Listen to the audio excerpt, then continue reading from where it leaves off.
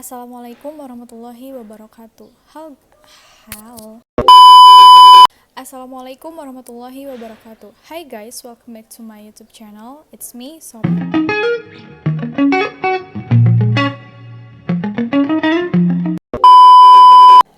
Di video kali ini aku pengen cerita sedikit sama kalian tentang perjalanan pesantren aku dan pengen ngasih beberapa tips untuk menghafal Quran. Di sini aku bukan si paling hafal Quran, enggak, aku belum menghafal Quran, aku belum 30 juz, aku belum hafal semua dalam-dalamnya gitu. Aku cuma mau nge-share aja sama kalian, siapa tahu ini bisa membantu, karena seperti yang aku bilang di video sebelumnya, kalau yang nonton itu ada murid-murid aku, jadi aku harus bisa memberikan ilmu kepada mereka juga, gak cuman di real life aja gitu. Aku juga harus bisa mengedukasi mereka lewat video yang mereka tonton di video aku ini. Stay tune. Oke guys, aku mau cerita sedikit dulu tentang perjalanan pesantren aku gitu. Jadi dari kecil itu aku memang tinggal di kawasan atau lingkungan yang dekat dengan pesantren, yang mana dari umur 9 atau 10 tahun itu aku udah mulai berhijab. Nah, aku udah mulai berhijab kan di umur segitu, cuman hijabnya masih lepas pasang gitu ya, namanya juga anak kecil gitu kan. Nah, aku juga dari kecil tuh udah dibiasain untuk kayak sekolah agama atau enggak ngaji gitu maghribnya gitu. Karena memang di lingkungan itu lingkungan pesantren gitu. Aku juga dari kecil sampai aku SMA, sampai aku kuliah juga aku masih di situ gitu.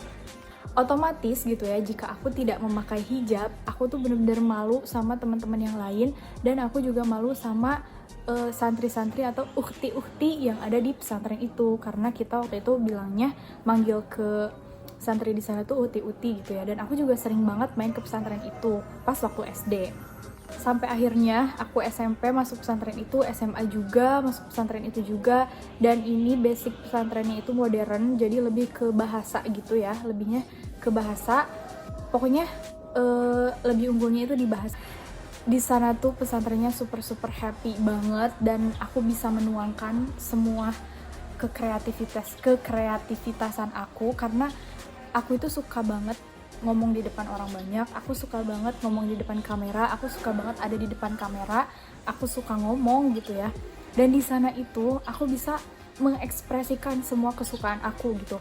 Aku bisa kayak gini juga karena aku di pesantren itu gitu. Di sana aku dilatih untuk ngomong di depan banyak orang gitu.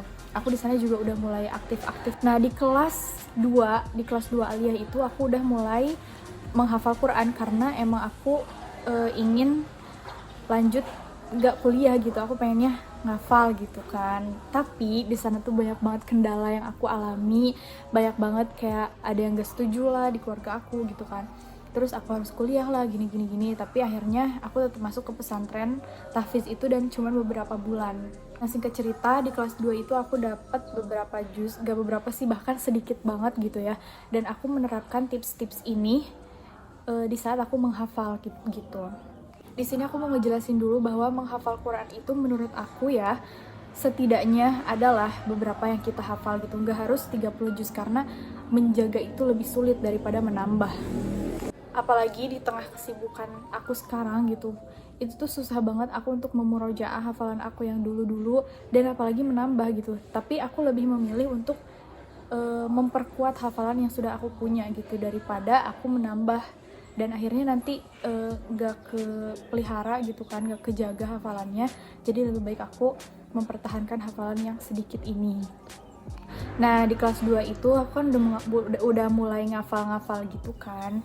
Aku juga di sana kan emang tidak difasilitasi untuk menghafal Quran gitu di saat aku kelas 5. Nah, pas kelas 6 itu baru mulai tuh ada program tahfiz di pesantren aku yang ini tuh. Kelas 6 itu kelas 3 SMA ya berarti. Nah, jadi pas di kelas 2 itu tuh aku store-nya ke ustadzah yang emang aku deket sama beliau gitu. Beliau yang menerima setoran aku, beliau juga yang mengoreksi bacaan aku gitu. Setelah itu kan teman-teman aku tuh pada kayak bukan berlomba-lomba sih, kayak sibuk gitu ngurusin kuliah kan, mau lanjut kemana, mau ngambil jurusan apa, segala macem gitu. Dikarenakan aku ini udah punya tujuan untuk pesantren lagi gitu, jadi aku santai-santai aja, dan di situ aku menambah hafalan aku agar lebih bukan menambah sih, aku lebih ke memurojaah hafalan yang udah aku hafal gitu. Nah, kemudian 2020 itu tuh pandeminya kan. Jadi aku belum bisa masuk ke pesantren aku. Masuknya itu kan pandemi itu bulan Maret ya. Bulan Maret, by the way aku lulusan 2020, lulusan corona yang gak ada wisuda, gak ada jalan-jalan, gak ada, pokoknya kita tidak merasakan akhir-akhir kelas akhir yang sangat menyenangkan gitu, karena bilangnya sih pulangnya 2 minggu, taunya 2 tahun gak balik lagi ke pondok. Dan tiba-tiba kita udah lulus aja gitu kan. Nah pada saat tahun ajaran baru nih, aku kan udah daftar nih ke pesantren Quran ini, aku udah daftar.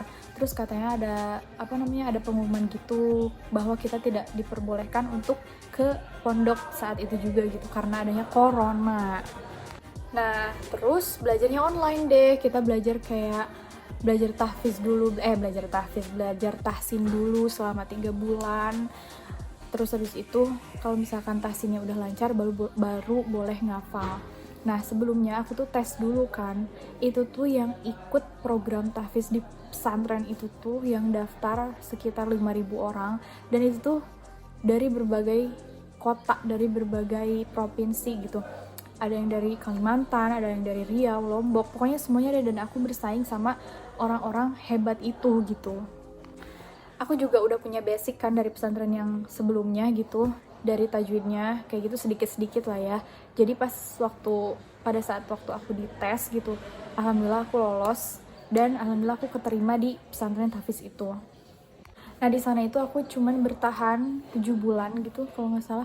3 bulannya tahsin, 2 bulannya ngafal gitu. Jadi aku memang tidak mempunyai banyak hafalan gitu, tapi aku ingin mencoba berusaha untuk menjaga hafalan yang udah aku hafal waktu itu, jangan sampai aku lupa gitu kan. Nah selama 2 bulan ngafal kan, 3 bulannya itu ini ya tahsin, terus yang 2 bulannya lagi itu kan di rumah gitu secara online gitu. 3 bulan tahsin, 2 bulan ngafal, alhamdulillah aku dapat beberapa hafalan, gak sedikit aja, tapi aku pengen hafalan yang aku punya tuh bener-bener nempel dan bener-bener aku baca-baca terus gitu, aku bawa terus gitu kan ya. Makanya aku pengen ngasih tips sama kalian biar kalian betah di pesantren dan juga bisa ngafal Quran dengan strategi yang aku kasih. Nah cerita pesantren story-nya udah dulu sampai situ, dan sekarang aku pengen ngasih tipsnya nih buat teman-teman, buat adik-adik yang lagi mau pesantren tahfiz tapi kayak bingung gitu kan, takut gak betah apa gitu segala macem. Aku pengen ngasih beberapa tips sedikit aja gitu ya. Semoga teman-teman semua bisa ngambil cerita yang baiknya aja. Oke, tips yang pertama itu adalah niat karena Allah. Pokoknya kalau misalnya kalian ditanya gitu, kenapa nih mau ngafal Quran gitu ya, jangan bilang kayak ya pengen bahagiain orang tua, pengen biar bisa kuliah di mana aja terus keterima karena hafizo gitu kan. Salah banget. No, kalian bener-bener harus niatin semuanya tuh karena Allah gitu kan. Karena kalau yang kayak gitu-gitu tuh itu sebenarnya bonus guys, itu sebenarnya hadiah di dunia aja gitu. Tuh bayangin, hadiah di dunianya aja, hadiah menghafal Quran di dunianya aja tuh udah kayak wow banget gitu kan, apalagi di akhiratnya nanti. Nah niatnya harus karena Allah. Sebenarnya nggak cuma ngafal Quran sih, kayak misalkan aku sekarang di YouTube nih, ini aku niatnya juga ya pengen sharing dan pengen mengamalkan apa yang aku tahu. Ya sebenarnya melakukan segala sesuatu, bahkan mau ngebuka pintu rumah juga itu tuh harus benar-benar karena Allah gitu, jangan karena apapun. Nah ya jadi semua yang kalian lakukan di dunia ini tuh niatin karena Allah aja gitu. Kayak mau makan, ya Allah aku berniat untuk makan karena ini badan milikmu dan aku harus menjaganya dengan cara makan gitu contohnya ya guys. Kayak belajar, ngaji segala macam tuh itu niatinnya ya udah ini karena Allah gitu, jangan karena apapun. Itu pertama ya, niat karena Allah. Yang kedua, misalkan kalian udah memutuskan untuk menghafal Quran, berarti kalian harus rela dengan dengan semua yang terjadi pada kalian gitu. Ustadzah aku tuh pernah bilang waktu itu, kayak ada seminar gitu, keputrian ya waktu itu namanya. Kita tuh dikasih tahu kayak ada teman kita apa sih namanya, kayak dia lagi pesantren, dia lagi ngafal juga sama kita gitu bareng-bareng. Terus tiba-tiba dia dapat telepon kalau misalkan kakaknya itu meninggal. Ya otomatis kan dia nggak bisa pulang kan, udah mah rumahnya jauh gitu, rumahnya di Kalimantan. Terus itu lagi corona juga, lagi nggak ada penerbangan domestik gitu, domestik ataupun luar gitu kan. Terus dia cuma bisa berdoa aja gitu, dia nggak bisa ngelihat jasad kakaknya untuk yang terakhir kalinya, dia nggak bisa pulang gitu kan. Tapi kata ustadzah aku bilang, katanya udah, katanya kamu udah memutuskan di sini, serahin semuanya sama Allah. Apapun yang terjadi di rumah, ya udah gitu. Berarti itu emang sudah takdir Allah dan kita harus menerimanya dengan lapang dada. Itu tuh kayak menurut aku, iya sih. Aku kan di sini lagi berjuang untuk mendapatkan ridho Allah gitu kan. Dan apapun yang terjadi di rumah gitu kan, mau ada apapun, mau ada masalah apapun, ya udah serahin aja semuanya sama Allah. Kita jangan mengeluh, udah terus aja ngafal gitu. Itu yang dikasih tahu sama ustadz aku yang masih aku ingat sampai sekarang. Nah itu yang kedua guys, jadi kita harus menyerahkan semua diri ini sama Allah aja gitu. Kalau misalnya lagi menghafal Quran, udah pasrah aja gitu sama Allah, lakukan apa tujuan pertama kita gitu. Tujuan pertama kita yang ingin menghafal firman-firman Allah tuh karena Allah gitu. Terus yang ketiga, adanya kemauan. Sebenarnya kemauan harusnya paling awal gitu ya, tapi aku masukin aja ke yang ketiga. Setelah kalian berniat karena Allah, setelah kalian menyerahkan semua diri ini sama Allah, kalian juga harus ada kemauan buat ngapalnya. Kalau misalnya nggak ada kemauan, ya kalian ngapain pesantren, ya nggak sih? Kalian nonton video aja ini tuh berarti kalian udah ada kemauan untuk mau betah di pesantren dan mau ngafal Quran gitu. Nah yang keempat itu tips untuk ngafal Quran itu, dari satu halaman kalian bagi 3 part. Kalau misalkan kemampuan kalian nih, kan kalau ngafal itu sesuai kemampuan gitu ya. Misalkan 30 menit nih bisa satu halaman, berarti dari 3 part itu tuh per partnya dibagi 10 menit. Part pertama hafalin 10 menit, part kedua 10 menit, part ketiga 10 menit. Jadilah satu halaman 30 menit. Nah cara ngafalnya itu kalian lihat tulisannya kayak gimana, kayak bayangin gitu, baca sampai 10 kali, 10 atau 15 kali sambil dibayangin penulisannya kayak gimana, penempatannya di mana gitu. Kayak misalnya lagi ngafal pada sani Allah qaulan lati tujadiluka fi zawjiha wa tashtaki ila Allah. Kayak penempatan dan tulisannya itu kalian harus hafalin gitu. Kalau misalkan kalian lupa nih pada saat lagi setor, terus kalian inget penempatan dan tulisannya kayak gimana, itu otomatis kalian langsung inget lagi gitu guys. Kalau aku gitu ya, tapi kalian coba aja dulu gitu. Nah yang kelima, pelajari sama artinya. Buat teman-teman yang basicnya memang sudah bisa bahasa Arab dari pesantren sebelumnya, atau yang pesantrennya di Guntur, atau yang pesantrennya pokoknya basicnya Arab gitu kan, pasti kalian tuh udah tahu kan sedikit-sedikit makna bahasa Arab yang ada di Quran juga gitu. Nah menurut aku baca sama artinya tuh itu penting banget. Bahkan kayak itu bisa menggali hafalan kita. Misalnya lagi setor terus lupa, terus misalnya ustazahnya bilang ini artinya tuh, itu langsung kita inget lagi gitu. Nah itu kan baca sama artinya, jadi pahami gitu artinya apa. Dan minimal 1 hari kalian harus adalah tadabbur ayat gitu kan, memaknai ayat yang ingin kalian tahu artinya gitu. Entah cari di tafsirnya, atau cari penjelasannya seperti apa gitu. Karena menurut aku semua petunjuk hidup tuh udah ada di Al-Quran. Karena di sini aku juga kayak masih belum baik lah gitu ya. Aku cuma mau nge-share aja pengalaman aku dan cara aku untuk ngafal Quran waktu itu gitu kan. Dan aku mau ngingetin sama kalian semua bahwa ngafal Quran itu bukan semata-mata agar kita hafal aja gitu. Kembali ke niat awal, kembali ke poin pertama, kalian harus niatin karena Allah.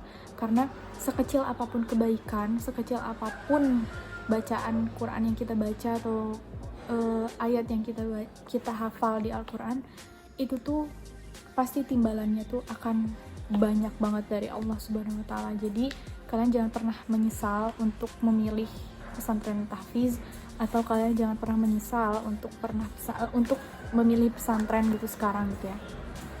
Karena aku udah ngasih tahu di pesantren tuh seru banget gitu. menurut aku sih gak ada pengalaman paling berharga ketika aku berada di pesantren, apalagi pas di pesantren aku yang pertama, karena di sana tuh itu bener-bener aku banget gitu. Pesantrennya itu aku banget, aku suka bahasa, di sana ada bahasanya, terus juga ekskulnya kayak nyanyi gitu-gitu, kayak nasyid, semuanya tuh ada, jadi aku bisa mengekspresikan semuanya gitu di pesantren.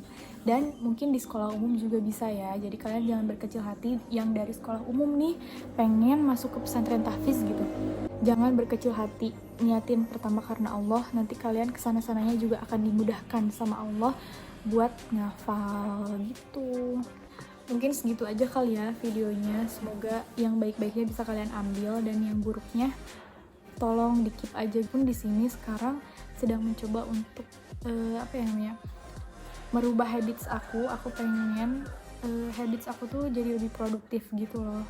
Jadi aku kan di sini sebagai tenaga pengajar, otomatis aku akan dicontoh sama murid-murid aku gitu kan. Jadi aku harus memberikan contoh yang baik juga buat mereka, dari segi pakaian aku, dari segi cara bicara aku, dari segi apa ya, pokoknya segala deh, dari segi ibadah aku pasti mereka harus mencontoh gitu kan. Tapi ya yang namanya manusia gitu kan, pasti ada aja kesalahannya, ada aja dosanya gitu. Gak mungkin ada manusia tanpa dosa. Ada sih Rasulullah SAW. Kalau misalkan kayak kita nih kan gak mungkin gitu kan, kita gak punya dosa. Thank you guys for watching, semoga kalian bisa ngambil hikmahnya dari video ini. Jangan lupa like, comment, and subscribe, and follow my Instagram. Kalau kalian pengen aku ngebahas apapun silahkan komen di bawah. Thank you guys for watching, bye bye.